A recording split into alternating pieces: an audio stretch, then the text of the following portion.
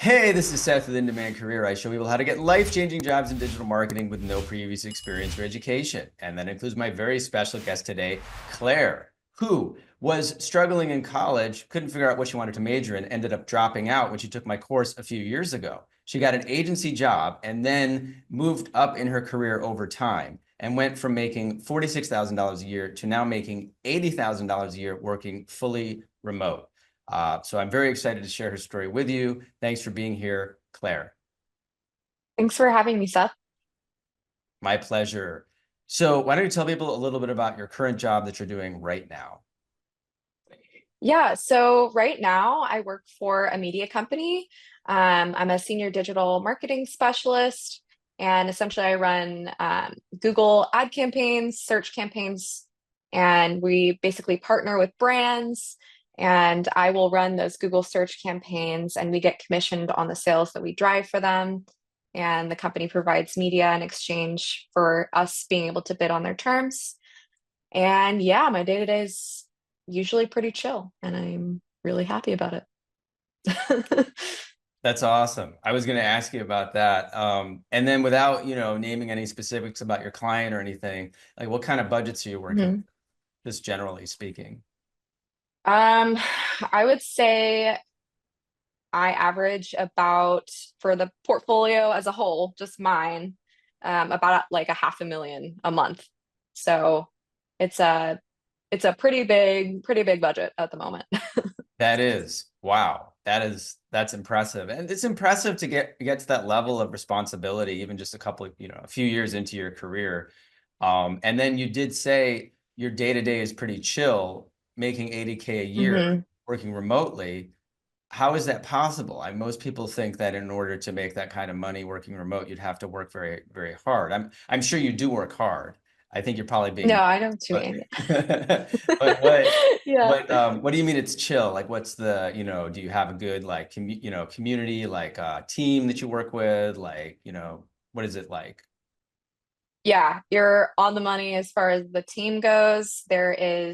So my first job, I was kind of a one-woman show. I was both the account manager and the campaign manager. So all of the technical and the relationship was on me.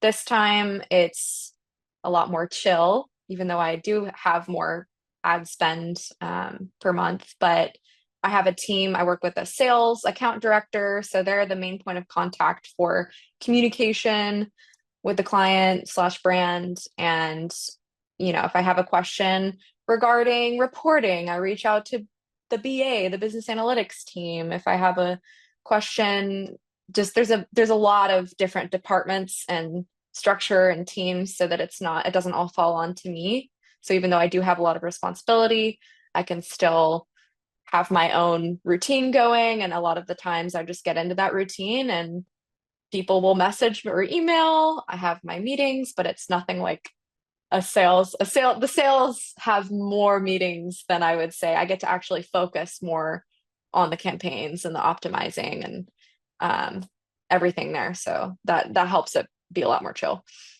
That's really great. And would you say, as far as work-life balance goes, are you able to, if you have to do something during the day or something, do you feel like you can do that? Definitely. Yeah. And that's one of the reasons why of course, I've been able to leave at any point and potentially make more money, but I've just actually chosen to stay put and I have been rewarded over time. They have given me raises and promotions, but I just had to be a little bit more patient. Um, just naturally staying in one place. But yeah, I can literally go pick up a grocery order curbside for lunch, like during my lunch break, and just set my status as out, be right back, and nobody's gonna care. I've worked remotely. I'm 100% remote, and my husband and I moved to Colorado for a month, or we lived in Colorado for a month, and we're based in Texas, so really, really cool stuff like that. And we don't have a cap on our PTO, so it's technically unlimited, which is huge. He does not have that. So yeah, we're really just working with him. But yeah, it's really good. Benefits are great as well. That's awesome. That's awesome. And PTO, paid time off. I mean, that's a huge deal, especially in the US where, in Europe, I have a lot of friends from Europe and, they get like 4 weeks, 6 weeks of a holiday a year. And most Americans Yeah. don't get much vacation time.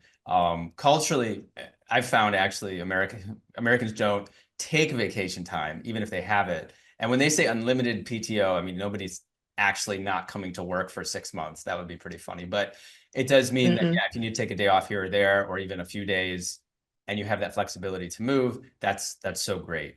So this is awesome. And I want to hear, obviously people want to know, well, how did you get here? When we first met, you were, I think, in college. I don't know what you were struggling to figure out what your major was. And can you just kind of take us, we can take you through the journey of how you got from being a struggling college student to having this kind of lifestyle. So like, what was going on back then when you first found the digital marketing course? What was going on with you? Yeah, so I was really lost. I did not know what I wanted to do. I thought I was a psychology major, then I was a music major. I've sing my whole life. I sang my whole life. I've done what else? I was trying to get into the business school. I was at a community college first. I was planning to transfer, but that didn't actually happen. But yeah, and then I thought about marketing. And then I just was searching on YouTube, working also as a barista at the same time, trying to get through college, pay for my living expenses at least through college. And yeah, I was just very not sure, unsure of what was my life going to look like, and indecisive about the major, and found you on YouTube. I was looking for ways I could make money online, different career paths. I could work from home. That was before COVID, right before COVID, like probably 2019 when I was searching. I think I found your course in 2019, so it was a long time ago. But yeah, and I was saw your interviews and decided to take the leap and take the course and dropped out of college. Yeah. Yeah. I'm proud of you. I tell you, like some people say that like it's a bad thing. I'm like, no, it's like we need more examples. He's like, okay, she dropped out of college. She's not living in a box down by the river. She is doing really Yeah. well. You told me your husband did the same thing. We might talk about that a little bit later in the interview. Um, because there's just really no useful knowledge in college anymore. So anyway, before I go on a rant about that, so you took the back then, this is hmm a few years ago. And then what happened, when you took the course and applied what I teach? How did that go in terms of finding your first job? Yeah. So thinking back, I took the course and it took me probably a few months just because there's a lot of information. And I know I definitely replayed a lot of the videos to make sure I really understood and grasped the concepts, and was able to apply them to generate my own experience, which was what I did next as the course teaches. So I went on to Upwork, did some odd jobs, and then I ran Google search campaigns for my then boyfriend's, now husband's, I guess, cousin. I don't know how I was related to him. So, a family member of my husband, he was starting his own pest control business. It just so happened. So, I was able to run campaigns for him and basically generate leads for him and his business. So, that was really great hands-on experience. And just, you don't have to have a family member that has their own business. You can definitely find local businesses that need that kind of newer forms of marketing and help with that. But it just so happened that I had somebody in my direct circle I could reach out to. But yeah, so I ran those campaigns and did a couple of Upwork jobs for a few months. So I would say all in all, it was probably about 6 months between when I first took your course, I got the experience, and then I got my first job. So in Yeah. the yeah, Yeah. And compared to a degree, that was very short. yeah, no, it's like Mm. super fast. And Mhm. what you said, is anyone taking the course or thinking about it is, yeah, a lot of people you will find, I mean, generating that experience is so valuable. The colleges do not teach anything practical, so that practical experience makes you stand out. Some people find they do have family members who run businesses, but even if you don't, it's very easy, as you said. It still is this, even now in 2025. There are still businesses that do not have websites, that do not know anything about Google Ads. It's kind of funny to think, you'd think that, 20 years into Google Ads, everyone would be doing it, or everyone would know how to do it, but people still need help. So you took that experience, you put it on your resume, and you got this first. So tell us about that first job. What was that like? First of all, what was it like to get the job at the time, thinking you're dropped out of college? What was it like to get the first job, and what was the job like?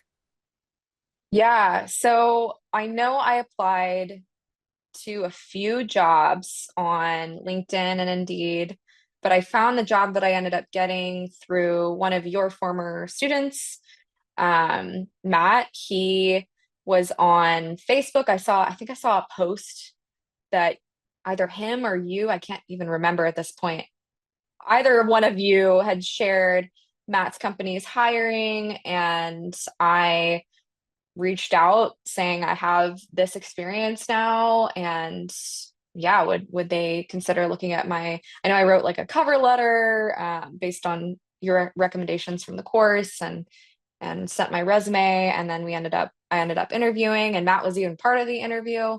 So that was what ended up being my first job. And it was a small, is it still exists, a small agency, and yeah, 100% remote. That was the one I started off at 46, which to me at 22 years old, I was like, whoa, that's huge. And that was in 2020. Yeah, and that was actually a lot of, I would say that was definitely the more stressful of the jobs that I've had, but that kind of comes with the territory when you are first starting and you don't quite know what you're doing. You're basically getting paid to learn. It's like a paid serious crash course. Like I knew the basics and I knew how to run a campaign. I knew the Google Ads interface. I had understood the basics from your course, but that's all you need to get into your first job. So it just so happened that my first job actually was a very small agency. So I had to wear a lot of hats. So if I would have any advice, if I would give any advice to somebody, is just maybe your very first job, maybe choose a larger agency, or not that I'm very grateful for that experience, obviously. But yeah, just for future people, just maybe not like the smallest little tiny baby agency where you have to have all of this responsibility and you are the only person responsible for the accounts. But Yeah, it can definitely, I mean, I think that's good advice, but I would also, I try to let people know that if you do have many options, I always say, don't get fixated on one job, because if you don't like this job, you go get another job offer. The advantage of that situation is that if you do have the personality type where you do like to kind of get thrown into the fire, you'll get a ton of experience and you will build a thick skin, and it will prepare you for the next job. So, like you said, like it wasn't necessarily the most pleasant experience compared to now where it's much more chill, but it sounds like again, and also you're coming from, this is the thing about college people don't, tell you, is that people graduate with a marketing degree, they don't know anything. At least you had a little bit of experience, but when you get your hands on those actual accounts, that's the really valuable experience. But it can be more pressure if, there's fewer teammates. And I remember you talking to me about that. And I remember Matt actually talking to me about you and when you got hired, and that was very exciting. And that first job, actually, you know what I'm going to do? I think I still have the interview we did when you got hired back then. So if people want to know more about that first job experience, yeah, I oh think it's my gosh. still on YouTube somewhere. I think it's still in my catalog. So anyway, you worked at that job, and then I remember that something happened. And so what happened next after working at that job for a while? Yeah, so I just decided it was time to move on. And so I took a little bit of time to reach out and apply for new jobs. Same idea, LinkedIn jobs and Indeed, and ended up getting, I want to say I only interviewed, this is when the job market was, obviously there are plenty of jobs now still, but yeah, I don't want to minimize the challenge if some people have to do more than a few interviews, but this was probably only had to do a few. I'm trying to think back and remember actually. This was still because I've been at the second job for 3.5 years. So this was a good while ago that I was interviewing. But I want to say it was only maybe four, 3 to 5 interviews that I had. So I know people sometimes I did get lucky and I also I thought I interviewed pretty well. So yeah, I ended up getting this job that I have now after about a few months of kind of like figuring out what I wanted to do next and interviewing. That's amazing. And yeah, like you said, I mean, it's still, there's plenty of jobs. Your interviewing skills do play a huge part. Because, it's funny when I just posted about this in the group, and I said, if you're getting multiple interviews, it means your resume is good. They want to talk to you. And then, it could be the fact, it could be an experience issue, but a lot of times it's a communication issue and a cultural fit issue with companies. It's kind of like dating. I mean, the companies are looking at multiple candidates and they want to make sure you're the right fit on different levels. So you're, kind of the way you conduct yourself, the way that you occur, the way you communicate is part of the process. And that's a little bit more intangible for people. But yeah. So you went through it and, you pivoted. So what was it like at this new job compared to the previous job? Yeah, so going from an agency where I think the biggest difference that I noticed immediately was with an agency, um, you are spending the client's money. So you work for an e-commerce brand as your client, and you have in your Google Ads account, you are managing that person's money, essentially, that business's money. And so it's definitely an added layer and it's not impossible and it's awesome. It's a big responsibility, but definitely there was a lot of oh, now I'm working in my next job, I'm working for a media company where we're affiliates for brands. So the company that I work for, I'm spending their money and we're in turn receiving a commission from the brands that for the sales that we drive for the brands. And that in itself was a lot less intense of a pressure, I think. Of course, it also had to do with I was brand spanking new in the first job. But yeah, I think that was the biggest difference that I noticed is it's okay if this campaign is it's dipping into red territory just for a little bit. So now I'm actually able to handle more campaigns at once because I'm working for a larger corporation versus a small agency where we're working with other small brands where it's every single dollar is accounted for. And you gotta be very, very, very careful. And now it's obviously I have to be very careful, but it's very much so they're more open to testing. And if we lose a little bit of money in the process, I'm not going to be held responsible as far as, you know what I mean? Yeah. Yeah. So, No, I know what you mean. I'll just clarify yeah. it for people. And that's a really good point. And you know, when you get a client, especially the smaller clients, I mean, honestly, it's kind of like, anything in business or is life, if everything's super easy, it's probably not realistic. There's always a trade-off. So when you're starting out, you're getting Mhm. access to these smaller clients. And when you're a smaller client and have a smaller budget, then yeah, every dollar kind of feels more intense.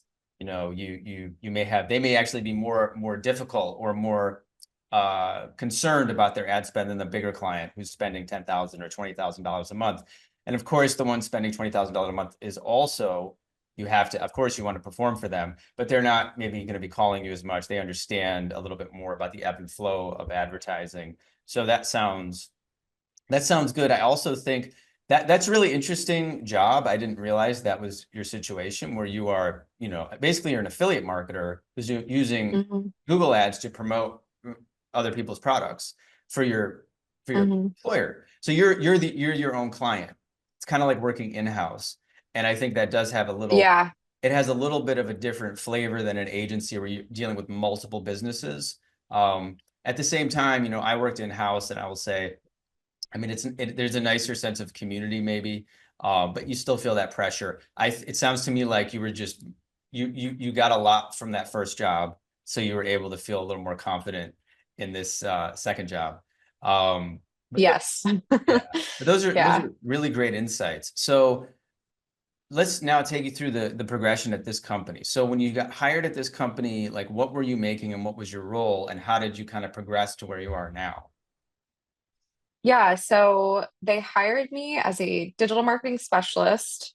So that was a 60K offer, which awesome. I was like, I've only been working at the first job for 8 months, and going to 60 was awesome. And yeah, as far as the role goes versus what I have now, well, it was about a year and a half before I got my first promotion, which was senior digital marketing specialist, which I still kind of call myself. I'm kind of at a I like that title. That's my favorite title because it's got a little senior in front of it, you know. Now I'm a strategic specialist, which is kind of in between senior manager and senior specialist.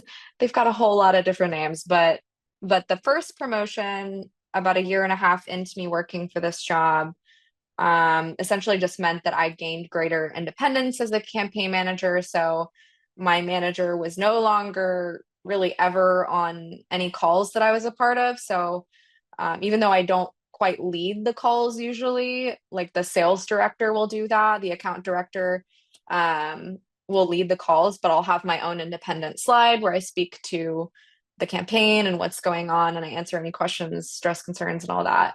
So my manager after my first promotion was just very much never, unless I asked her, she was never present on those calls. So, and then just having greater independence, like um, mentoring a new team member, I got to do for a while unofficially, but yeah, so that was the first promotion about a year and a half in. And then I've just recently got another one about another year or so after that, um, to the strategic specialist. Still like that last title a lot, but yeah, and now I'm at the point where if we do hire, which there aren't any plans for in the present moment, but if we do hire someone, I will end up managing them. And right now I'm getting my feet wet with shadowing my manager, and not only like people management skills, but also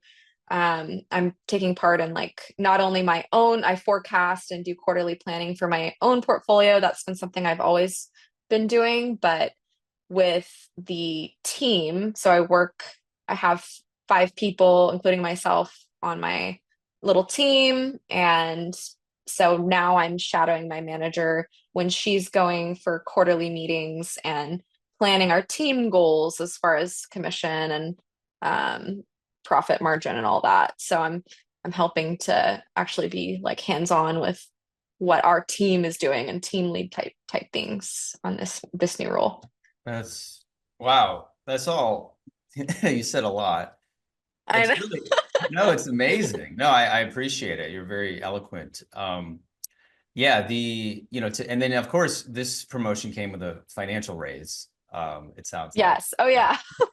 Now I make 80 Yeah. from which was yeah, every year they've at least given me 6%, which in a corporate environment isn't bad. But then this last promotion, I actually got a bigger raise because at this point I'm basically the equivalent to a digital marketing manager, but without a person to manage. And that was their reasoning to um, finance. Good. There's all these different departments. Yeah, they allowed me to Yeah.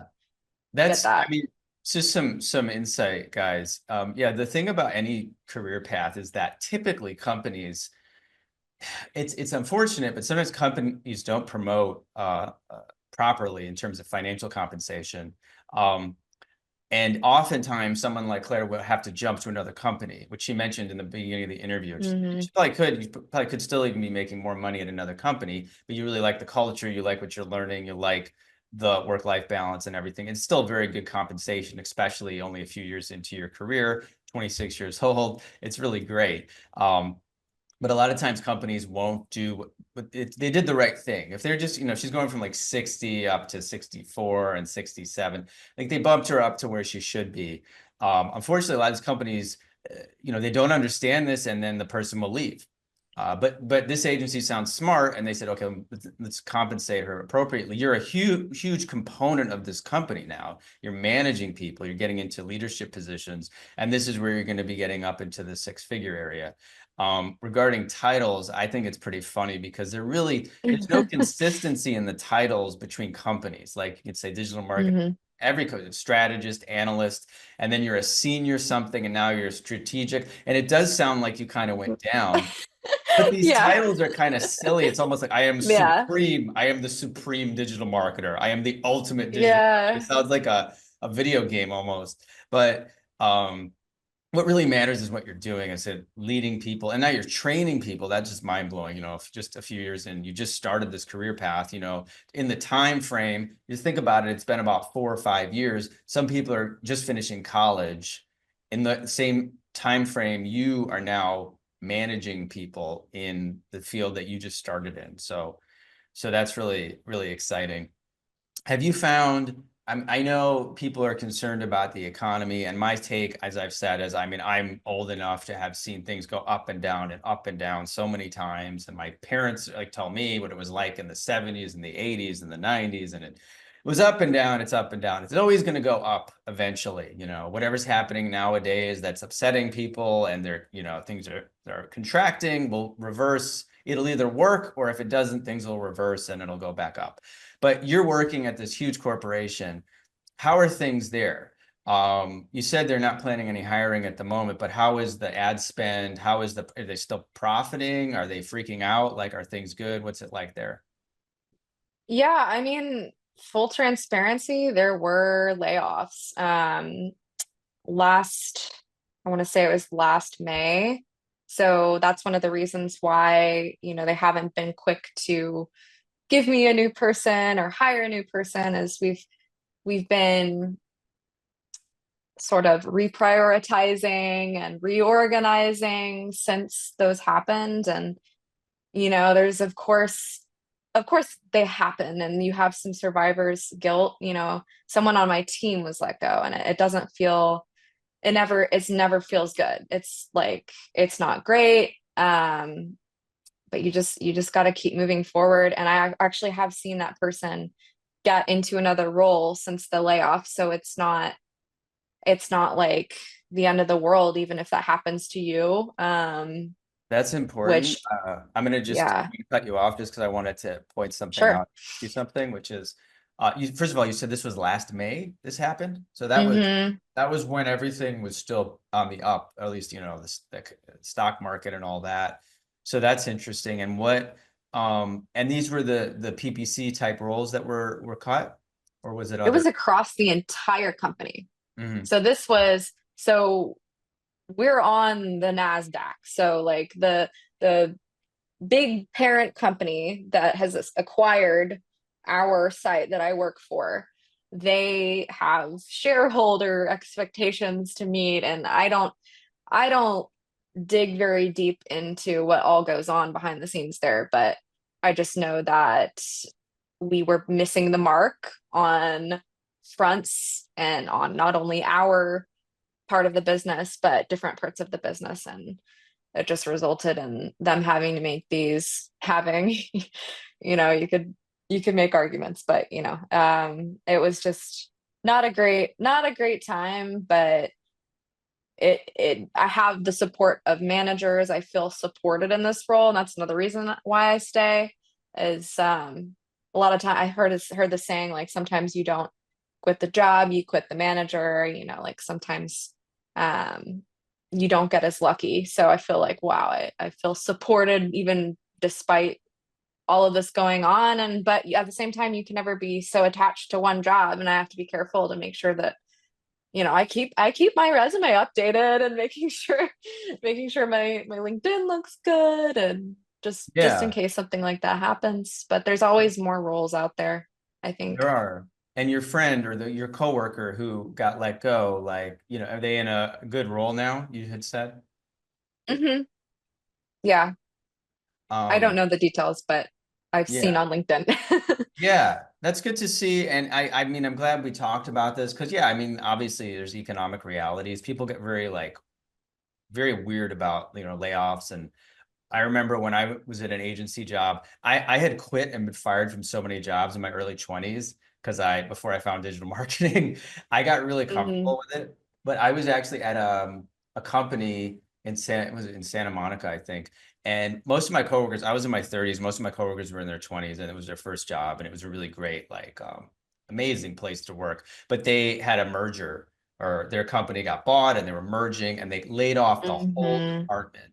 Um, Oh, and I remember yeah. that my coworkers were like breaking down emotionally and really freaking out. And I didn't laugh at anybody, but in my head, I was thinking, I knew every single one of them was going to get a better job. I knew every single one of them, and Hmm. they all did. They all did, So I Yeah. like to keep that perspective. And I'm trying to remember when we first did our interview and you were at the agency, did you leave the agency, or was there some problem at the agency but before you found the next job? If you don't mind sharing that, I don't Yeah. put you on the spot. Yeah. No, I mean, without getting into too much detail, I felt like I wasn't supported by my manager, and she was under a lot of pressure from the boss. And that specific agency actually didn't have they didn't have HR, which is a lot of times HR is the bad guy. It feels, uh, if you've ever seen The Office, Yeah, the, yeah, you know what I mean? It's like that guy, that Toby character. But it actually would have helped in my situation. Like I did not feel, I felt like my manager in that specific role was not on my side. And yeah, it was just unnecessary. And I just ended up having, like, I had to not be with that company before I got into a new job. So I was unemployed for a few months because I had to get out. So, right. Yeah. um, Well, this is, I appreciate you sharing that. And yeah, people need to know, like when we share these interviews, and it's like obviously there is still so much opportunity and people's lives are changed by this skill set. And it's not like a, secret loophole. You push a button and everything's perfect. There's ups and downs. You have to, every company is going to deal with what's happening with the economy in every industry. That's what I like to mhm. tell people when people are freaking out. I was like, well, you got to do something, you know. People say, oh, the economy's down and, they're freaking out. I was like, well, okay, well, that doesn't mean you get to just call time out on life and just like go hide in your bedroom. You still need to work. You still need to make money. And this field still has these opportunities. Um, and yeah, there'll be ups and downs. You may have a good manager, a bad manager. People who stay committed and consistent always move forward, in my experience, always move forward and end up being more successful if they just stick with it. So, Yeah. You get knocked down, you get back up. You just gotta can't give up. In the moment, I'm not gonna lie, I actually did feel very like, oh no, maybe this wasn't it, when a couple of things, I got married at the same time in there. So there was a lot of crap going on as far as stress and, a brand new job and not having the best experience. At the tail end of that job. It really wasn't the whole time. It was mainly just that last month or two that I was like, wow, this is not a great situation. But um, I got over it, and I was like, and now I found a great job that I really enjoy and that doesn't give me that kind of stress whatsoever. So if God forbid, something like that ever happens, you just gotta like persevere and be strong. yeah. Yeah. Yeah.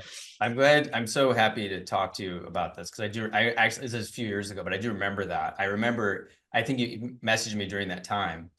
And I Hmm. think this should be useful for anybody who's having any kind of stress about anything, whether it's in the career or otherwise, and you think like, oh no, and you start to doubt things.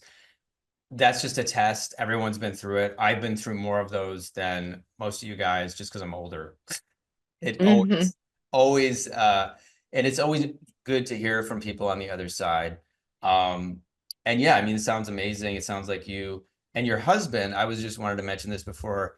I kind of wanted to pivot over to your personal life and the impact of this job just before we wrap it up. But your husband, you said you both dropped out of college at the same time. Yeah, it was about the same time, I want to say. So he had been working at Best Buy in college on the Geek Squad. So he'd been doing a lot of, like the computer repairs type thing. And he wanted to be an engineer, was going to school for that. Paid his way through school, got a bunch of loans out. He didn't have the any kind of support whatsoever when he turned 18. So yeah, he was doing that computer repair thing for a while, and then he ended up working contract jobs, like as a service technician, and he ended up driving to a bank that he was contracted to help out as an IT person, and they were like, we're hiring for an IT person, and they didn't care actually, which is interesting because it was like a local bank that a lot of the times they want to see the degree, but he made an impression. He's very good at making impressions. So uh, he just was like, oh, so they hired him. And that was, I want to say it wasn't the exact same time. That happened to him first. I want to say I might have been taking the course at the same time. This is 5 years ago or so, so it's all kind of blurry. But yeah, so we worked at a local bank as an IT guy for a couple years, and we moved to a small town to for him to do that. And it was a good experience. But then we were like, you know, this isn't exactly what we want to do. So now I don't care that we live in Austin now. So we moved, and he was like, you know what, I'm gonna learn. I know a little bit about coding. I've done throughout high school, and I'm taking the odd class here and there, like in school. I'm gonna do basically the equivalent of like a coding boot camp. And so he did his own self-paced course, I think it was. I don't know exactly what he does, but yeah, and then he did his own projects, and then he built his own portfolio site. And yeah, no, that happened actually when we were still living there. Sorry, I'm messing with the time. So when we're living in the small town and he's still working for the bank, he and I were saying, well, we're 22, 23, and we live in a tiny town, and we kind of want to move forward and try living in a city. We're from the suburbs at least, so yeah, it wasn't time for us to live in that small town and him to work at the bank forever in IT. So he did all of that while we were still living in that town. Once he got his first remote job in software development, and somebody like my first agency took a chance on him and said, they asked him questions about, did you go the degree path? And he was like, no, obviously you've seen my portfolio site, and you know that I know how to do the job. And that's what they resonated with, obviously. And so they hired him, and now he's also on to his second uh, job, and he stayed there for a while. So his niche is credit unions. He works in software for credit unions out of Florida. That's like been his niche, but it's been super, super great. Yeah, so he's done a similar thing to me, I guess, but different That's really career awesome. field. Yeah, I want to just, I mean, I know in these interviews, I don't always get into people's families or relationships, but I thought your story is very beautiful to hear. You're both on like the same path and supporting each other, and you both dropped out of college, which I thought was pretty exciting, and you're both doing very well in fields where people Yeah. tell you need a degree and you actually don't need a degree. Um, Yeah. so Between the two of us, we feel comfortable living in a place like Austin, and we're saving for a home where, it's really it's changed our entire lives, I feel like. And yeah, the thinking where we were 5 years ago, staying in school would have, not to harp on that too much, because I think school can be the right choice for some people in certain professions that they're going into. Obviously, you have to have a degree to be a nurse or something, or training, something along those lines. But yeah, just happy we did what we did, and I found your course. Yeah, thank you. You're so welcome. So yeah, I think we covered everything, and yeah, I'm proud of you. I'm happy to see, where you are now. Thank you for sharing your story with everyone. I'm sure a lot of people could resonate with it. Is it okay if people reach out to you on LinkedIn if they have any questions? Yeah, for sure. For sure. Cool. Please feel free. I'm gonna Yeah. drop your LinkedIn in the description. And yeah, so I think we'll wrap this up. But is there anything you want to say to me or anybody watching the interview right now? Yeah. I mean, if you're looking for your first job right now and it's not as easy as my story, don't fret.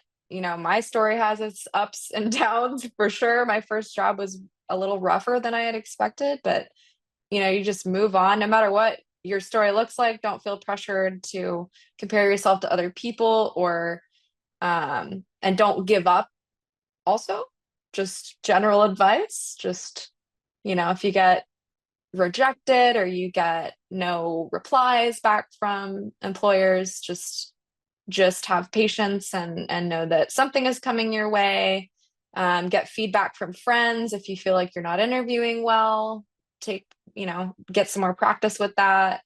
But yeah, if you keep at it, I think you're gonna be rewarded, and get Seth's course because it helps also.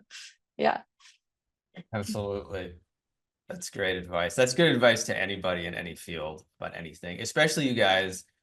I mean, I feel so old. I'm like, I am like twice your age. I'm like, I'm almost 50. And when I see you guys in your early 20s, like you have no idea how early you are in your life. So it's like, that's like, I remember I talk with a lot of people who are in their late teens or early 20s, and some people have this pressure of like, oh, I should be, I didn't have this so much. I had a little bit because I grew up before the internet. It was like you look on the internet, it's, Mhm. oh, I should have this much money. I should be at this point in my career, or my life, or whatever.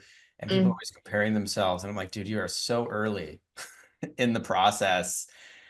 And, Claire, you're like really far ahead of most people at 26. That's amazing. So the point is to Thank like you. take it easy on yourselves, guys. Be patient.